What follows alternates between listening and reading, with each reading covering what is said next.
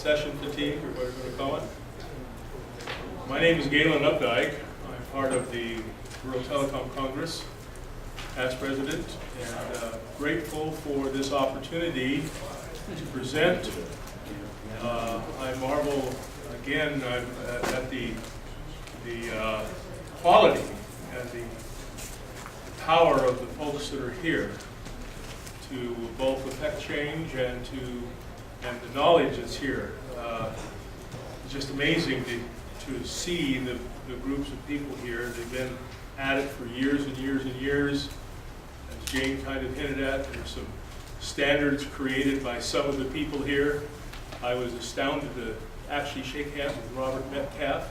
Went up and told him I made him a lot of money, because he had early on signed with Businessland, the company I was a manager at, for his technology of the 3Com network. It was not it competed very well against the Novell network, or not very well, I should say. But nevertheless, it was one of those early innovations on networking that we all remember back in the days in the early 80s, mid 80s. Come a long way since then. Today, we'll talk about telemedicine. We've heard some about it. Some of telemedicine is also part of the Internet of Things. And, but it has a special concern to me. It's personal. I have 3 of my grandchildren have cystic fibrosis, and we're in the same family. I mean, my son has 3 children with cystic fibrosis, and it is a life and death situation to monitor their care and make sure that there's wellness involved in what they're doing.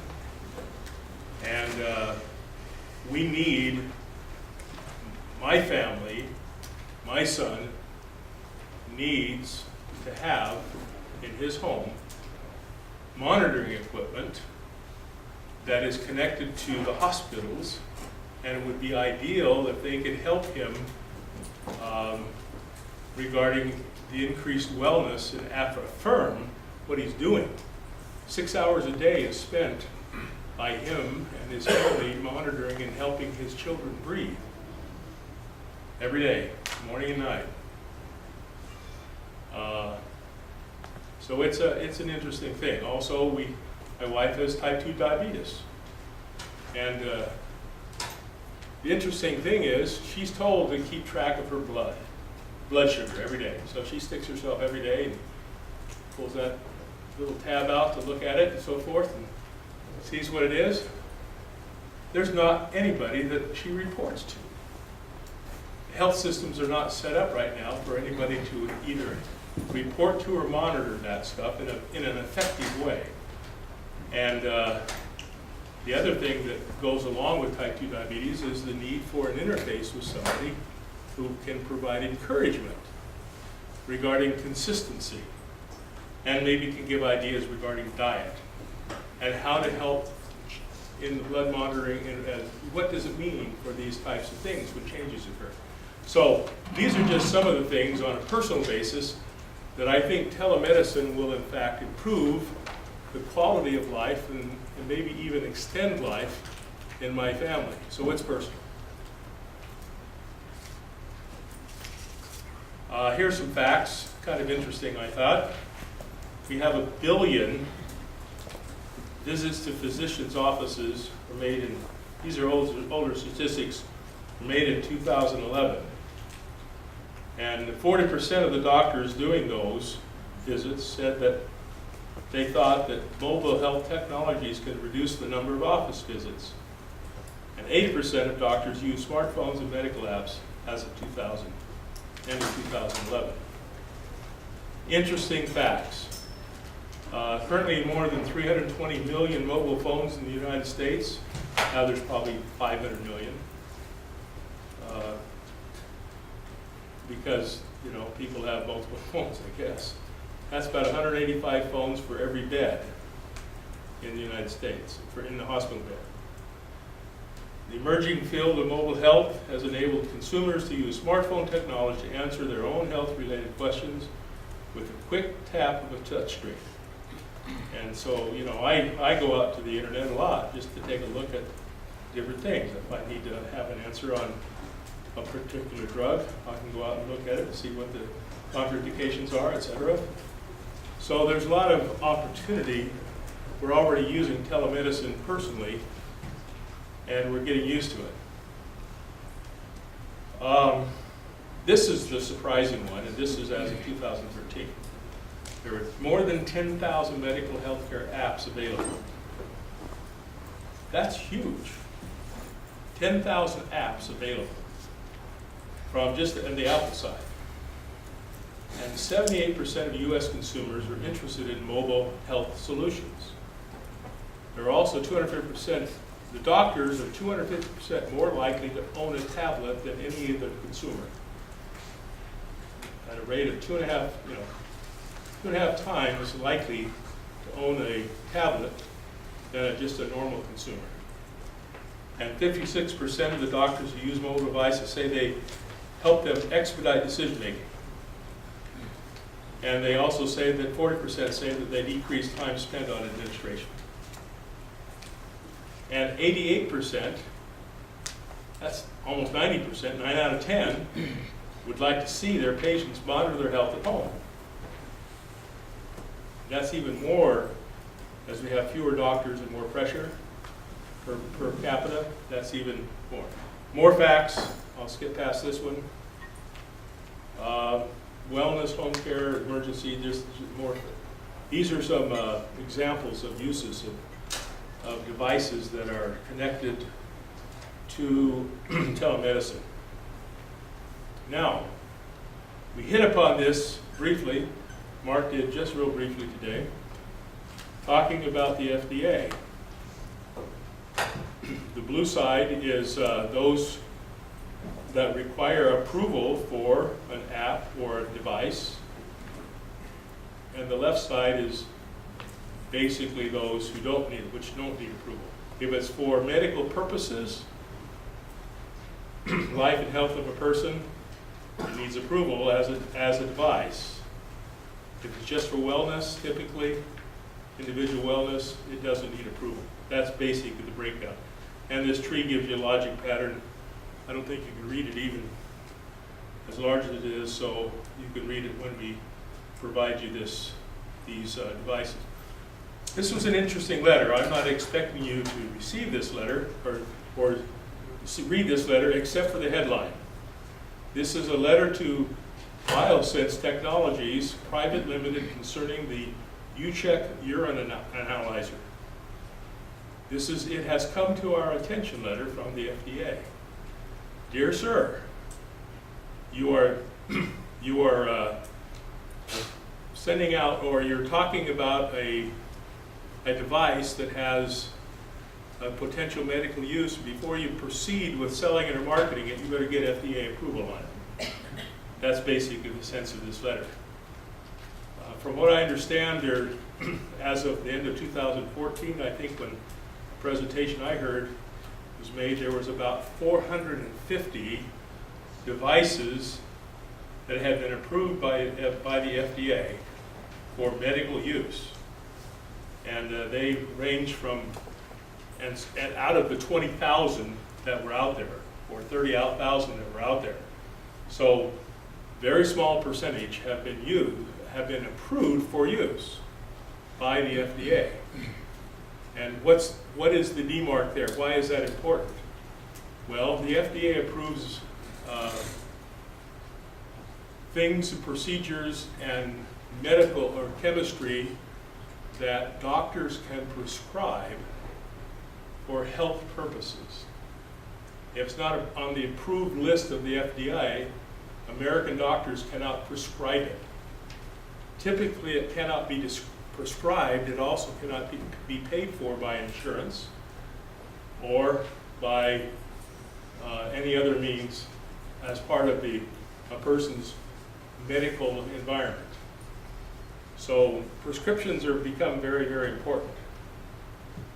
The FDA challenge is this, and regarding the technology that we're seeing boom, like I said, there's just a plethora of devices out there that are now seeking approval from the FDA. And there's a critical distinction between health apps and wellness apps. Health apps are mobile software that diagnose, track, or treat the disease and can monitor patients outside of the hospital. Track vitals like medical images for physicians, they do blood, they do oxygen, they do a lot of other things. Wellness apps enhance or track the overall health of the user, and we heard about 4 or 5 of those devices from Mark today. Tracking your heartbeat and etc. Many health and wellness apps can have serious consequences on patient health. We need to protect ourselves against misinformation and, shall we say, too liberal of a diagnosis of quality. FDA policy is just one complexity in the whole concern with regard to telemedicine. And again, though, I'll kind of repeat what I've said. Certification is mandated for apps that are used for diagnosing critical conditions, regulating drug delivery, monitoring critical care factors such as blood or oxygen levels, and mobile software that diagnose, track, or treat disease. All of those fall under the FDA's purview. And so, as we move into this era of telemedicine, now we have a whole new scenario of regulatory policy that we need to understand. So, I just have a few questions, and we're going to answer a few, or we'll add to the complexity today, and maybe just leave you with more questions we have answers for. Prescriptions for telemedicine devices, who pays for what? When you get a script from the doctor, who pays for it? Medicare, Medicaid, insurance carriers, individuals. And what's the role of FDA? Well, it's to keep us safe. Is it safe is the question. Now we get into other things like, now we have the state entering it, where we have licensing of physicians across state lines. We're going to talk about that a little bit. We'll talk a little bit more about some things happening in Arizona with regard to who pays for telemedicine type activities and what do they pay. And then there's concern that entered into, as was pointed out by Jane, and we'll be talking about a little bit by Dave here, about HIPAA and open access and the need for some of the things that happen in North Carolina as they build their network, the medical network. And then, of course, there's a big question that we're not going to talk about at all today, except to say that without that FDA approval, a lot of companies could stand in a lot of harm for tort issues if they represent something as being an FDA approved that's really not, or if they represent something being a healthful device and it's really not. So the liability that falls upon care providers, device manufacturers, etc., and I know a very good lawyer who can help us understand that, sitting right here. Anyway, so with that, I'll turn the time over to our panelists today, Dave, Kirby, and Mike Keeling. And we're appreciative of both. We'll have some time, I hope, for questions afterwards.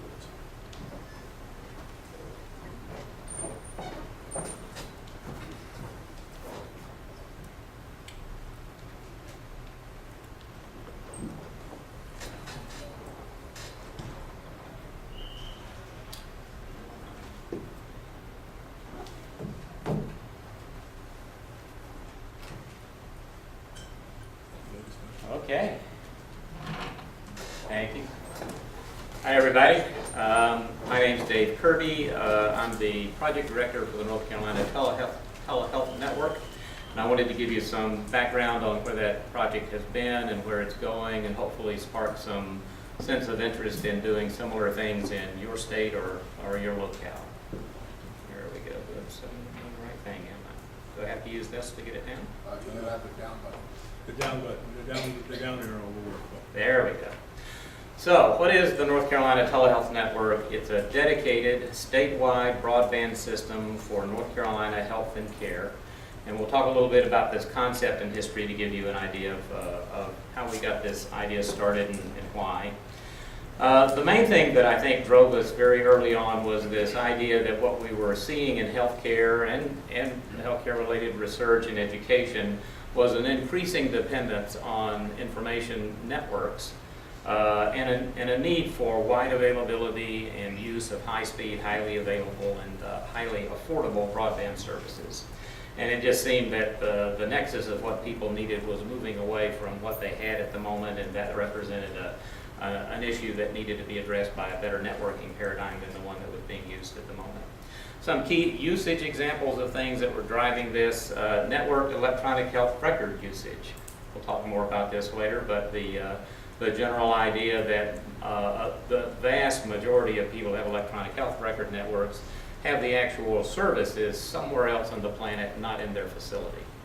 It's easier to manage that way on the one hand. On the other hand, your network has to be up or your EHR is no use to you at all. Health information exchange access. Of course, there's been quite a bit of talk and action over the last handful of years around the need to exchange information in order to do a good job of managing patients across the spectrum of care. Telehealth consulting and therapy, the kind of things that you all are used to thinking of as telemedicine. That's a growing field, especially as we get away from fee-for-service kinds of medical applications and more into places where the providers own more of the risk and the work that they do. Telehealth gets to be a more interesting application as we move along. Remote monitoring of patients, which is a lot of what Galen was talking about, the ability to have more impact on patients' lives in a positive way by collecting information and managing that information to intervene where needed. Teleeducation, not just for the public, but for all the people that you go to for care. These, like every other kind of professional, need to have their skills updated, and so that's another use for broadband. Image transfer actually is a thing where I think Jane was talking about the Fujitsu example long ago at UNC, where speed of image transfer made all the difference in the world with the application that was at work there. And voice services. We're used to doing voice over the traditional analog network, but with good broadband, meaning highly reliable, good jitter and latency control, voice services at a lower price and a better feature set get to be possible. Some key program examples that drive this sort of thing: ACO integration. This is the Accountable Care Organization concept that, again, is sort of the business of pushing organizations to be more responsible for their outcomes, not just to bill for things. The expansions of health systems. You know, we've experienced a situation in the last decade or so in North Carolina, and I suspect it's the same nationwide, which is that about 25-30% of people who used to be private for-profit physicians are now part of nonprofit health systems. That's a doubling in that number just over a decade. It'll probably get to be, it'll probably take up another 25% over the next 10 years. So we're seeing health systems expand in order to do that. The meaningful use of health IT program pushed by the Office of the National Coordinator for Health Information Technology is also an example in that area. Lots of state, private, and federal drives to reduce healthcare costs and improve outcomes. Multi-center and large center research programs have also made for a world where network interconnectivity is becoming more and more important. So we invented this concept where we called it this dedicated broadband network, where we would seek to find a way to make this next generation of networking happen and then to keep up with it. And we thought of the NCTN as a dedicated broadband, dedicated meaning private for the public and nonprofit healthcare providers in North Carolina, but with connections to internet and internet 2. That private part meant that we got a lot more degrees of latitude to control information flow among providers in North Carolina to improve security, especially availability. You know, being as a healthcare provider, as you invest more of your operations, especially your minute-to-minute operations, and your network being up, whether your network is up or not really matters. The EHR is one thing. If you're trying to manage an ICU remotely, you don't want to hear about the multi-hour downtime. That just does not make it. So availability gets to be a big deal in this era where people are beginning to depend critically minute to minute on their network uptime. Some key design goals for us were we wanted this available everywhere in the state. We wanted it to be low cost. We wanted it to be very high reliability, even to the point of disaster resistance, and we'll talk a little more about this later, but the disaster resistance responds to the notion that when there are especially large-scale public disasters, tornadoes, hurricanes, floods, ice storms, those sorts of things, and there's you expect your healthcare providers, unlike your Starbucks may be closed, but you expect your healthcare provider not just to be open, but doing more than they normally do to take care of people who are having problems, especially your hospitals. So we wanted to be up when other people were down. High bandwidth with no oversubscription. We didn't want to give somebody a hunting license for 10 megabits a second or 100 megabits per second or a gigabit. We wanted to guarantee it to them. Supporting this key communications among healthcare stakeholders was a big design element to start with. A lot more user community collaboration around designing, building, and operating the NCTN. And this is really interesting. So, of course, there's been a core group that's pushed this forward over the years. But I'm really proud of how much community collaboration among the stakeholders has happened over that time frame to help design this, to help build it, and now to take it to its next stage. And this sort of control of NCTN by its subscriber users assures this long-term alignment with user interests. So we're trying to make sure that things not only are right, but they stay that way. I mentioned the collaboration stuff, and I'm not going to read every one on this slide, but this is just by way of saying, yeah, we took this seriously.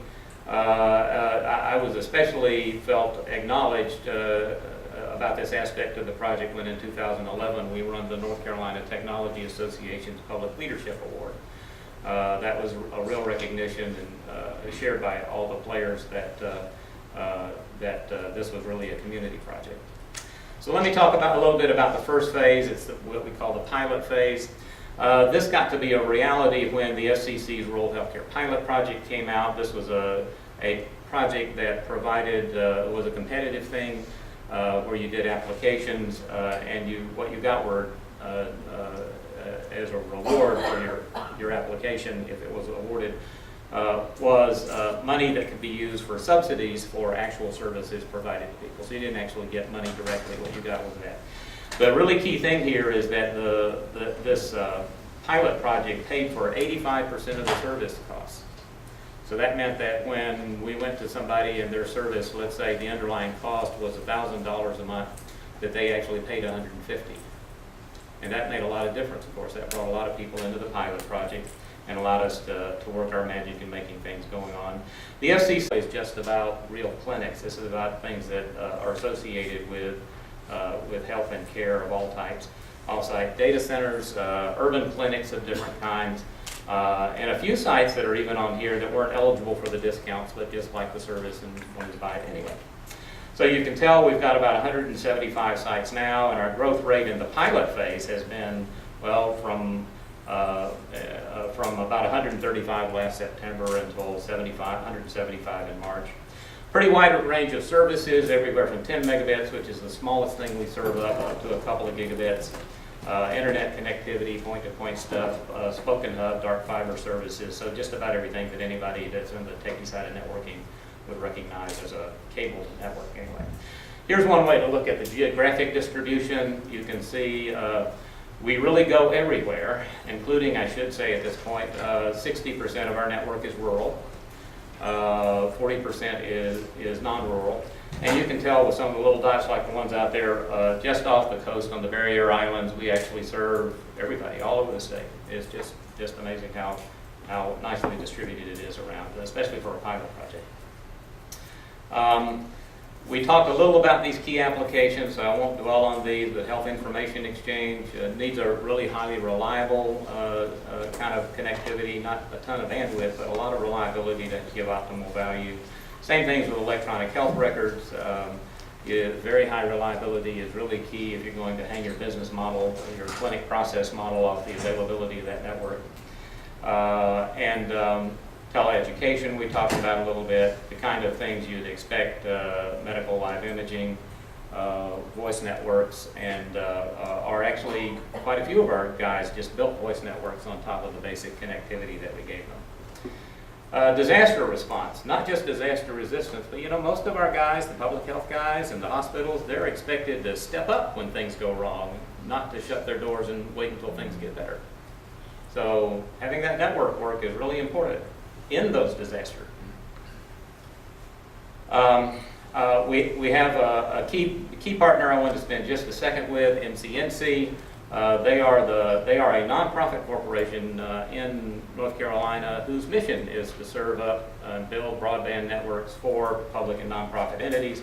And they eagerly took on the business of competing for and winning the bids for all of these different phases that we've talked about. ITS, the State's Information Technology Service, has been a strong partner in this as well, serving up quite a few of the services in the pilot program, and they'll continue to do that in the follow-on. Of course, the other commercial service providers also have a role here, especially in providing local loop connectivity. The typical guys you all know, AT&T, CenturyLink, Time Warner, long list of guys, even some local loop providers.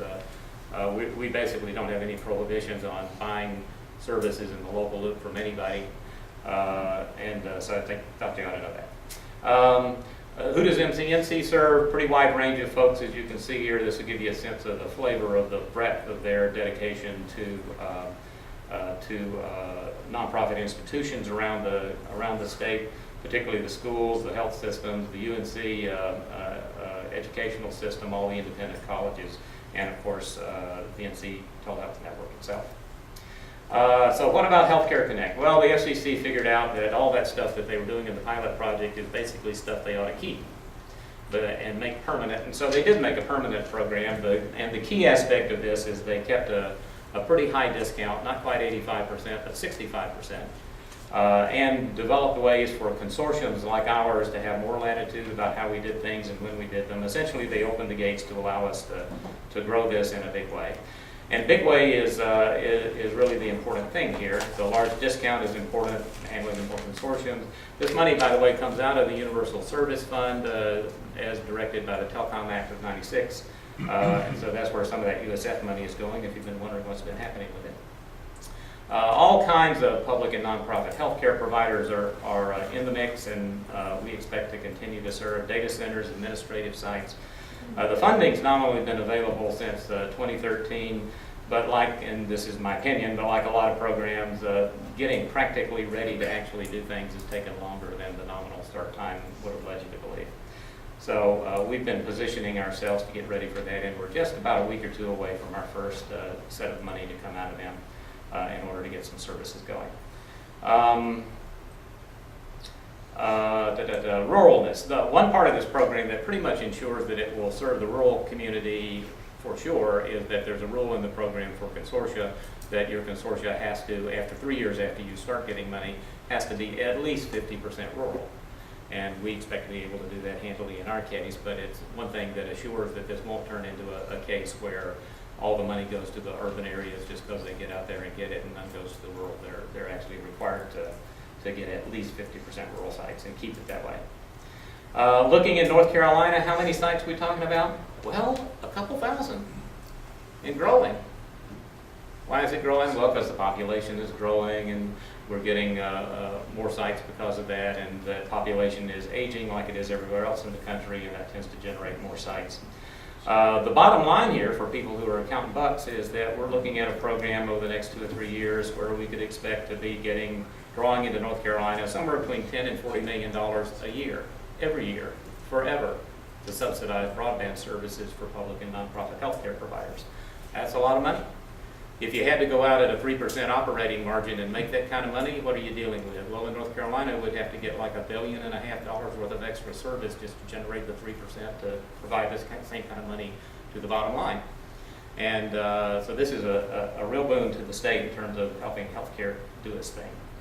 I'm not going to talk about that very much. Our scaling challenge, we did a lot of listening.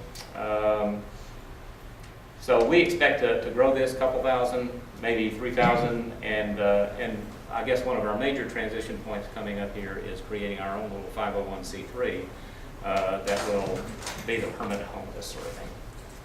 And I don't think we're going to care about that one. We've talked about that, and there's our next step. And I think we're on to Mike's. Let me just say one thing here. I was involved very much in the state of Arizona's E-rate program, and I also became a listener and a member that I listened in on the various education seminars and things that the health HCF process was all about. And if you know E-rate, you'll easily figure out HCF as an ongoing program. They're very similarly set up. The forms that you fill out are almost exactly the same, and they probably have changed a little bit since the new Title VI that came out. So every state can be involved. If you're involved at all in broadband, or you know the people in your state who are interested in health, make sure that they make themselves aware at least of the HCF program. It's similar to E-rate, and it's very workable, and we just heard testimony that you can get $10 to $40 million a year. Well, actually, they have a $400 million cap, so first come, first served. So don't be left out. And I'll turn it over to Mike Keeling from Arizona. He's been an integral part of the broadband scene in Arizona for the last 20 years, and I've developed a great respect for him.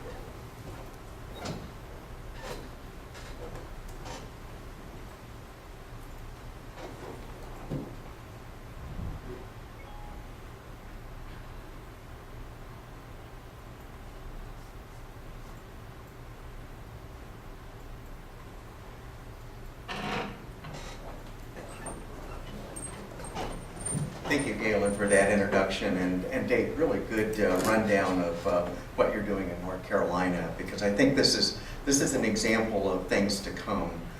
In essence, I'd like to pick up the pace a little bit here and talk about more policy-oriented issues, problems, and some of the early solutions to those policy issues, and try to wrap it up in about another 12 minutes or so here, so we've got some Q&A left as well on it. So welcome everyone, and we're going to talk about a little policy right now on it.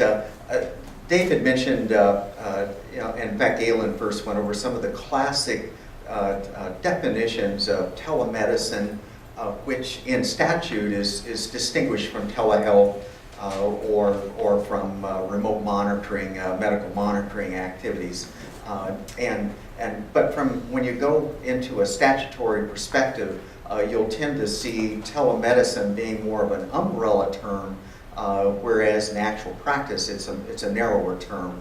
So be careful of the situation that you're dealing with there, is the essence of it. But basically what it's doing is putting an electronic link in between you and your physician, or in between your physician and those individuals that your physician needs to consult with in order to solve a medical problem that may present itself when you see a physician on it. Telemedicine is growing rapidly, and it was after a slow start. The Telemedicine Council in the state of Arizona was pulled together in the 1990s. In fact, this is the 18th year for that council and for that telemedicine program out of the U of A.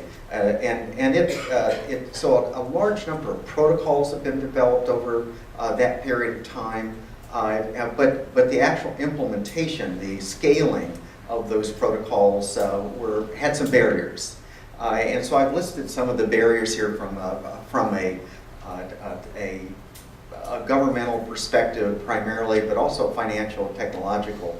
We've had those legal barriers are really rules. It's a classic scenario of government needs to get out of the way in some respect. But as Galen mentioned, and as you see the heart of what goes on at the FDA, is there's a concern over the effectiveness and of course that creative first do no harm that the docs have. So you'll see a tremendous number of rules and mandates. There are also some rules and mandates that have nothing to do with the health of the patient, because after all, the medical profession is a guild in a sense. And if there are docs in the room, you may throw a rock at me for that point of view. But within that licensure program, you'll see some guild type of thinking on it, and particularly as you see across the state. So I'll talk about it a little bit more in the presentation today. The other regulatory issues that you see, once you look at at the statute level, and then that rains down or overflows into a series of regulations and rules, and how those regulations and rules are promulgated, how they're enforced, becomes a second layer, reinforcing some of the entrenchment within the industry.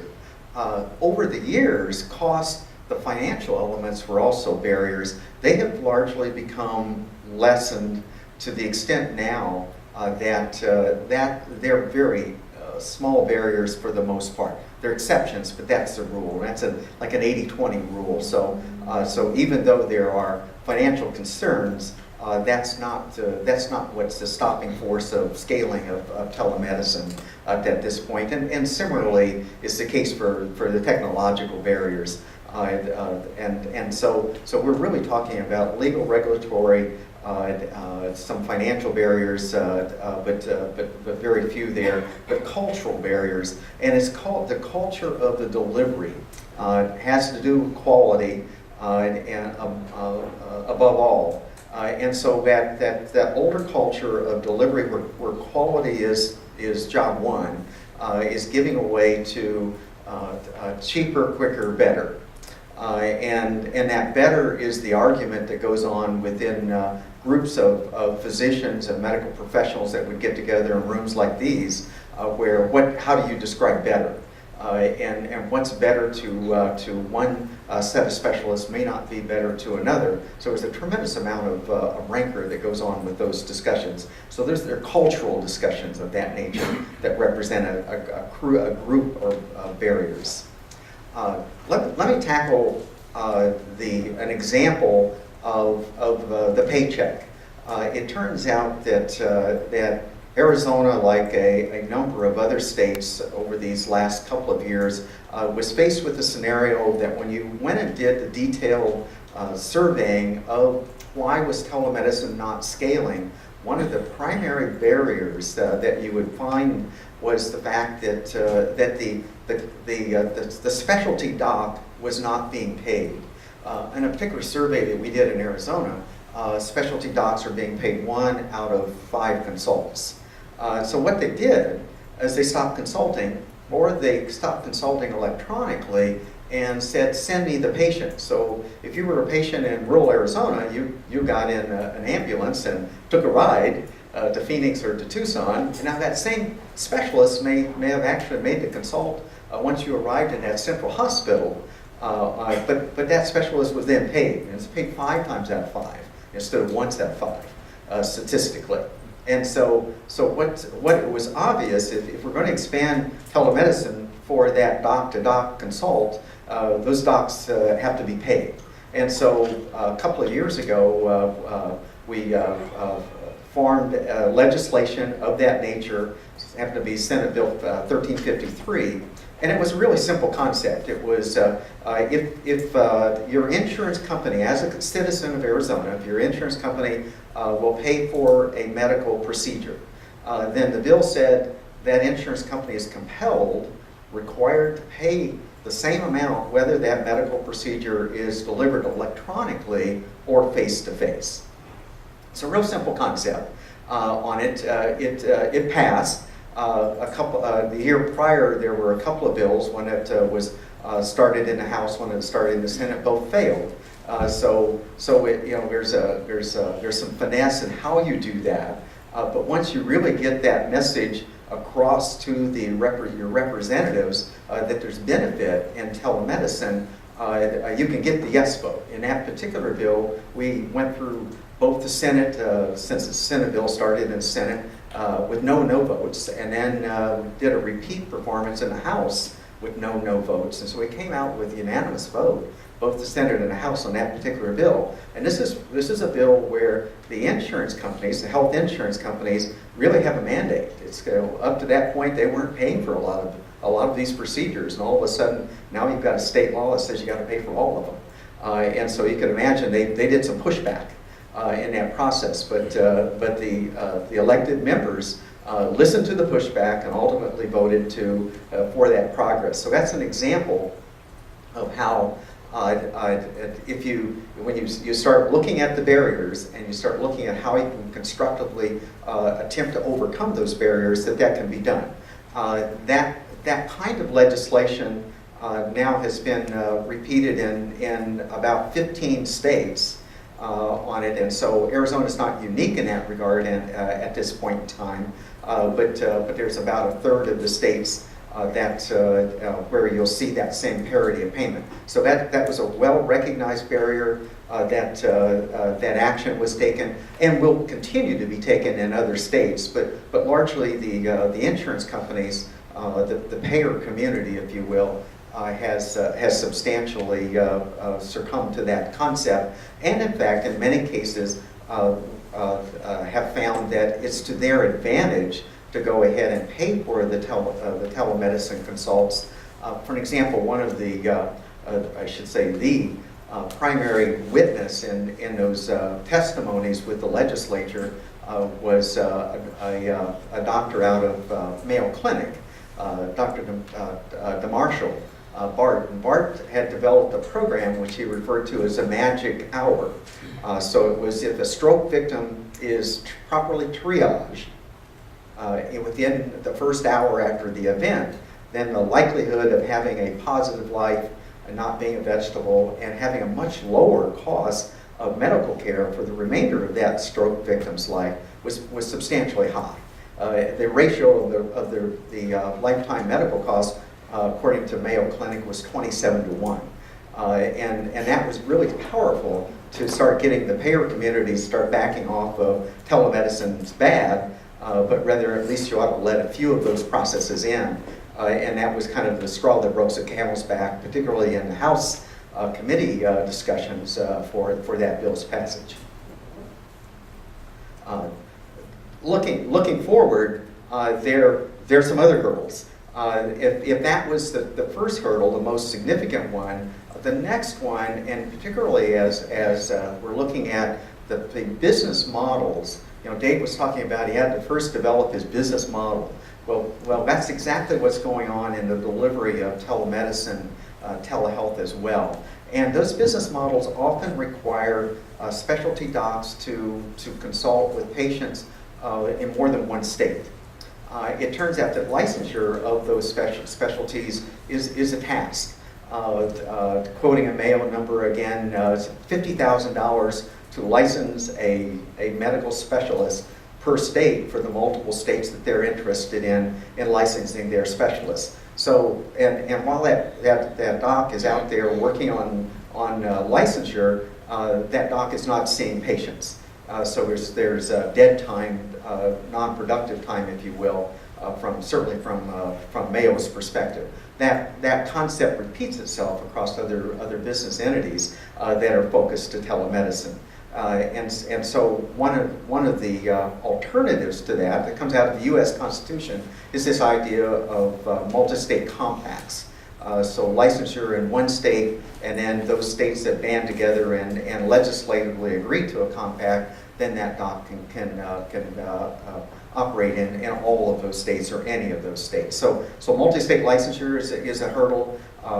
The other significant hurdle, in fact, just earlier this month, there was a determination here in Texas by the Texas Medical Board, made up of MDs primarily here, in what it takes to establish a doctor-patient relationship. Can that, and the key question is, can that relationship be established in some electronic fashion, or must there be an initial face-to-face encounter to establish that relationship. And then once the relationship is established, can you then open the door to to a significant number of different procedures being delivered electronically. But it's that opening of the door, the establishing of a doctor-patient relationship is a significant one. You'll see state by state that being debated very, very substantially.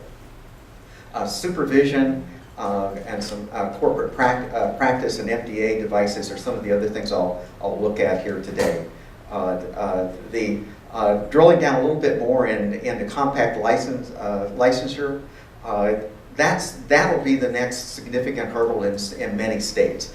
We've got some air cover with that through the U.S. Senate, where that concept has been put forth in the Senate, has been taken. They have taken testimony on that concept. A number of state MD and DO boards have weighed in on it. And we've got 13 states that formally introduced it. Only 3 states have passed it as of today.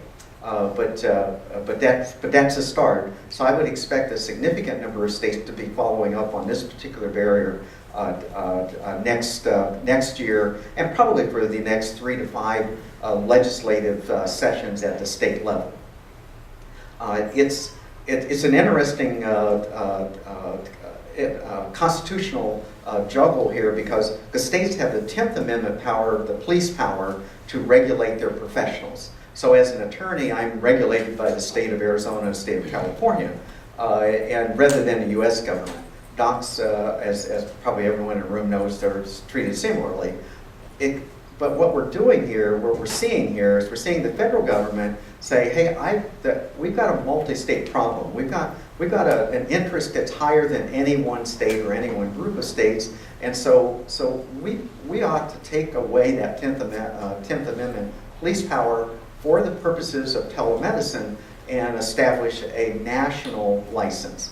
And that argument rings through the funding for Medicaid and Medicare, for the Veterans Administration, some other specialty vertical medical services that the federal government is sponsoring. So that's the constitutional rift that's going on, is the Commerce Clause versus the 10th Amendment.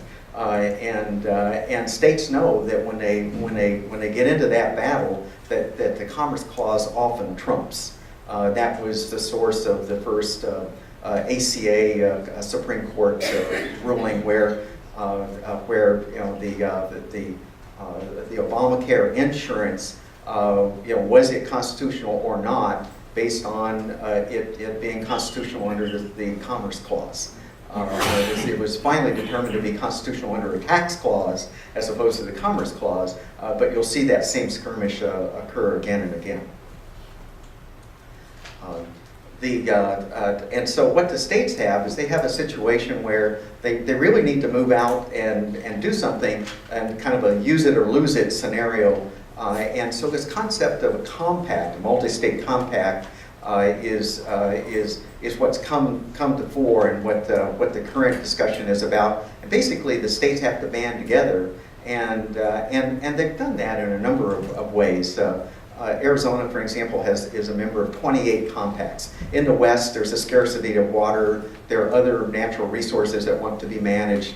Compacts have become the multi-state way to do that. So this concept's not a really new concept. The idea is to use it in this particular manner on it.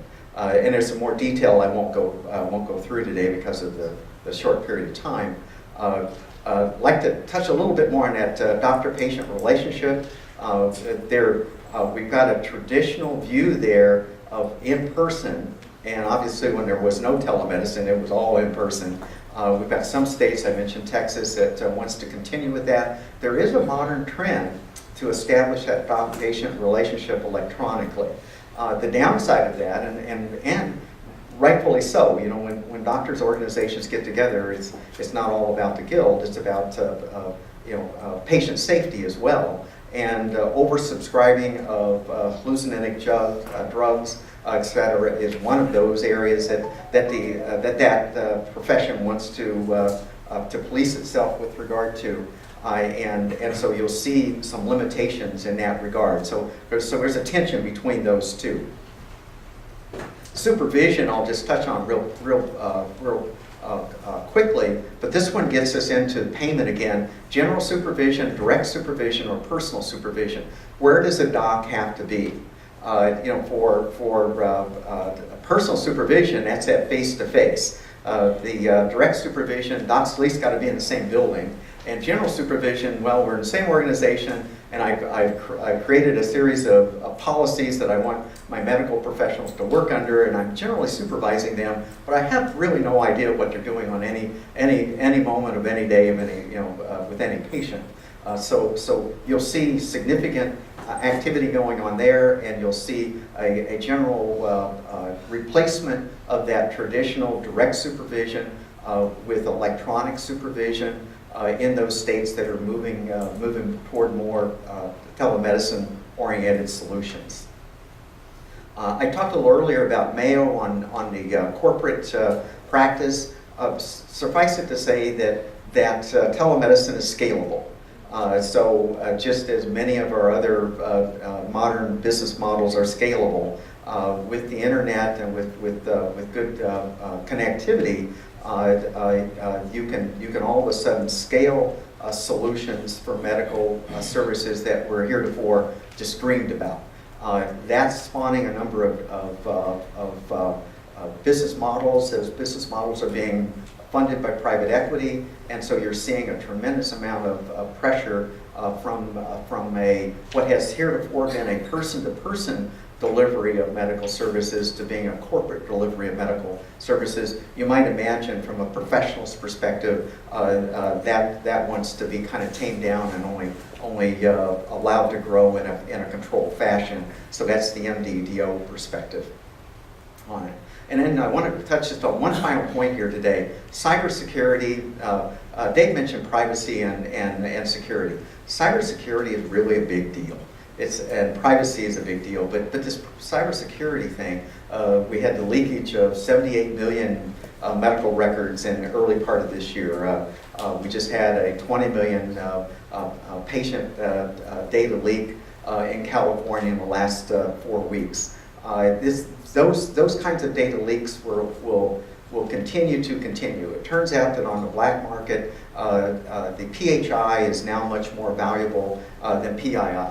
If I buy your PHI on the black market, I can go impersonate you and get my operation done and stick you with the bill. So that's the essence of the MO for why PHI is so valuable on the black market. And then when you multiply that by these millions of data losses in a given breach, these numbers are staggering.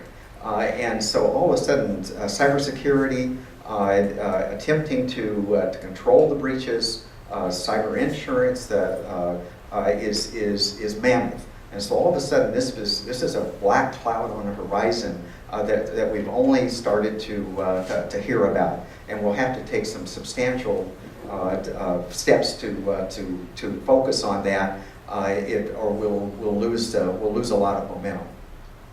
And that's the end of my presentation. I'll give it back to Galen.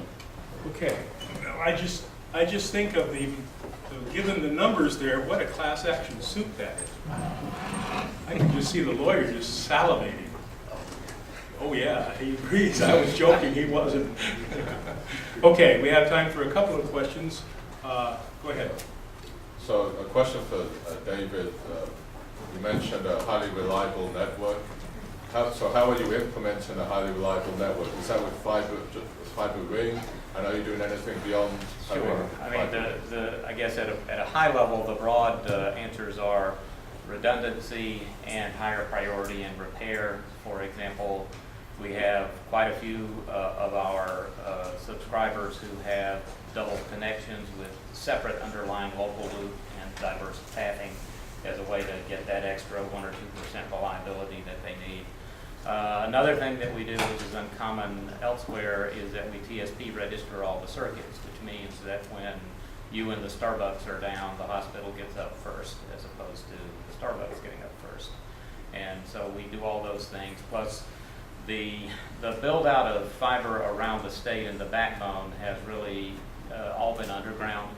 And so that raises the level of reliability quite a bit. I will say that for me, the sort of satisfying hallmark was back in February, North Carolina had tremendously terrible cold weather with huge power outages and people freezing in their homes. It was just awful.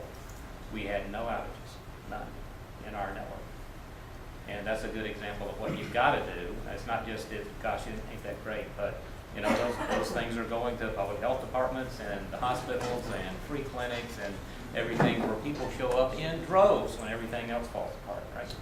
But that's why that's really important. Are there any other questions? Go ahead. Right But I enjoyed both presentations a lot. And coming from Texas, Michael, I have to congratulate you on what you were able to do. The question I have, and it's probably more toward you, is it's related to licensure and supervision and you know, the cross-state telehealth. As we move, as a lot of medical functions move down market, from general practitioner to physician assistant, nurse practitioner, RN, aide, we end up with home health care delivery. They come in with a kit and they can telehealth up to the doctor. So you have a medical person there with the patient. You have the doctor at the other end of the line. So I guess there's two questions. Will that trend help convince people to allow us to cross state lines? But the other is, in the worry of licensure and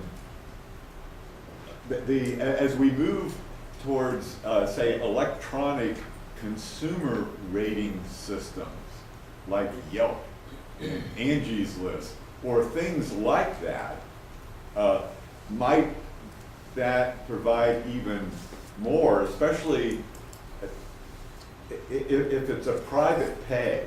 Okay, if you don't have to worry about the insurance part, if someone can go on the internet, it could be across state lines or international borders and get medical care, and potentially even writing a script and mailing it to me if it's private pay. But then is, of course, how do I know that the doctor office facility is good? And I just wonder if you might, I have a long-winded question. Well, it's a good question, two questions, good. Let me first address the first question, which is, you know, who's on the other end of that electronic? Come over here and talk. Excuse me, thank you. First question is, who's on the end of that the other end of that electronic line? And that has a great deal to do with the regulations. And right now, in all 50 jurisdictions, all 50 states, the other end of that electronic line has to be the equivalent of if that medical transaction was occurring within a room or a building.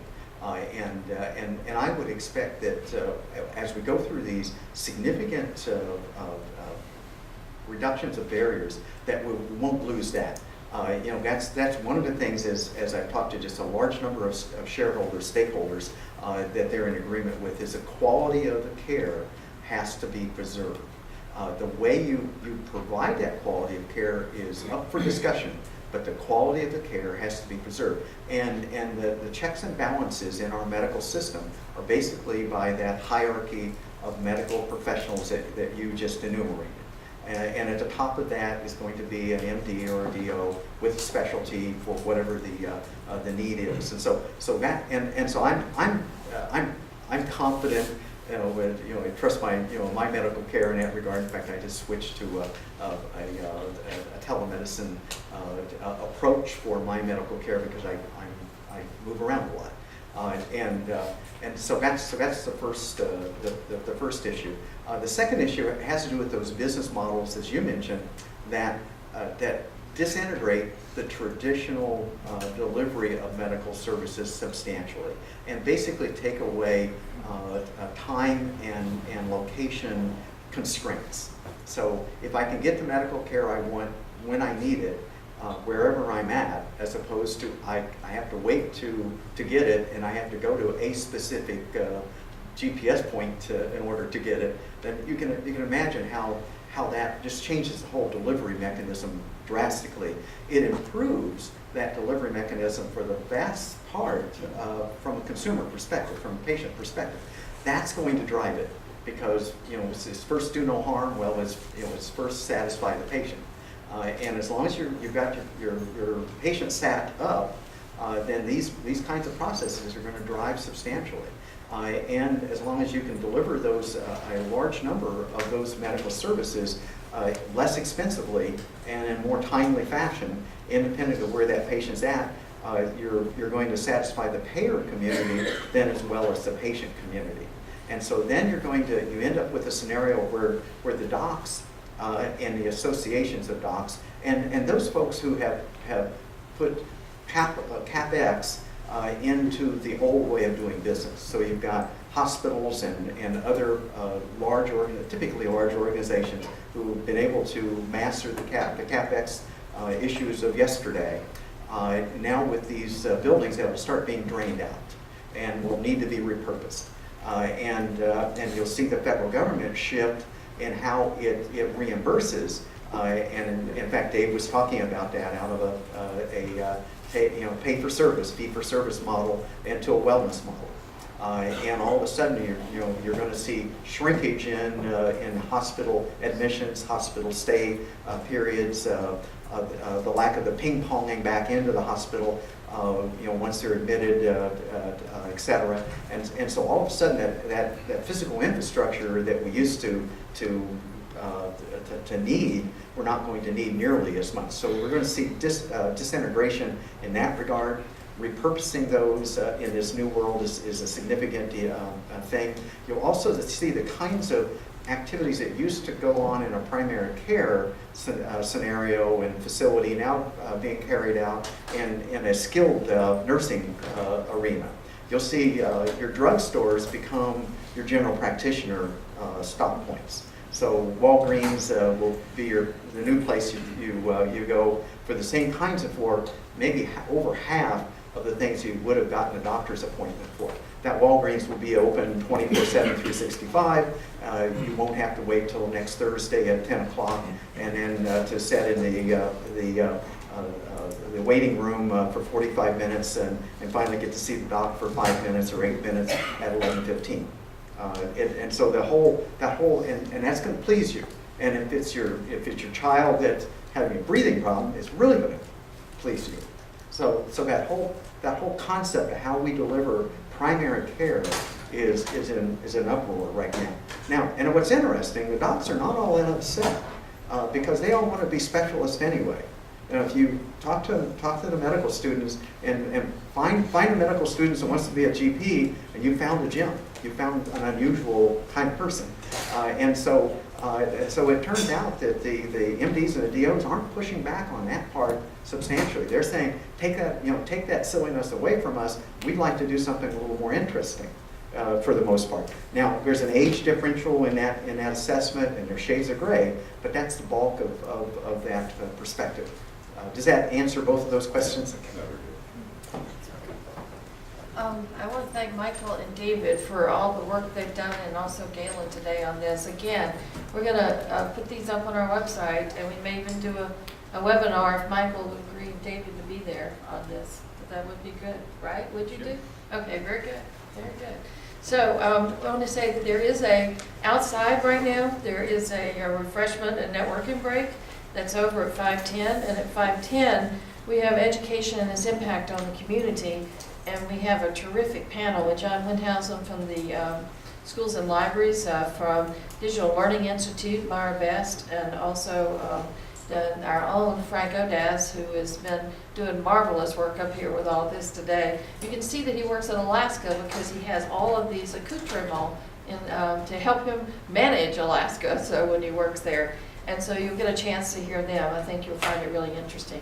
So one final thing. There's a great book called Future Smart by James Canton, C-A-N-T-O-N. And if you can get that book, and also one other one called by Michio Kaku that's out right now, K-A-K-U. It will really make you see the whole Internet of Things as it's coming. So I would encourage you to get those 2 books. We'll see you at 5:10. Galen, thanks. That was great. Yeah. I know, I know. You had It's mentioned so weird. You now talk- I there mean, was a really, there's other stuff to make. network was isolated off it. So you don't have